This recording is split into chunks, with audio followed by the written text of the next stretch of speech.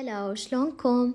أغلب العراقيين يحبون البامية وبنفس الوقت أكثر مرقة عليها اختلاف بطريقة الطبخ. سويتها لكم بطريقة أمهاتنا والطعم كلش طيب. تعالوا نسويها سوية. أول شي نحضر التمن. استعملت تمن محمود رز بسمتي سيلة 1121، بس أغسله وأبزله بهاي الطريقة بمي وملح يستوي 80% وأصفيه. أخلي بجدر زيت زيتون وأرجع التمن وأتركه يهدر على صفحة. وهسه نحضر المرقة. اللحم مسلوق كامل أحمسه كل الزين، بعدها أضيف الثوم والبامية ونحمس لحد ما يتغير لونها. بعدها أضيف معجون الطماطة حمسه على صفحة، وأضيف عصير الطماطة اللي محضرته مسبقا ومي اللحم، رشة ملح وعصير ليمون أو ليمون دوزي، وأتركها تقريبا نص ساعة وتطلع عندنا بهذا الشكل ما شاء الله تخبل. وأطيب طريقة حتى نقدم بيها البامية نسوي التشريب وفوقها التمن وآخر شي نضيف اللحم.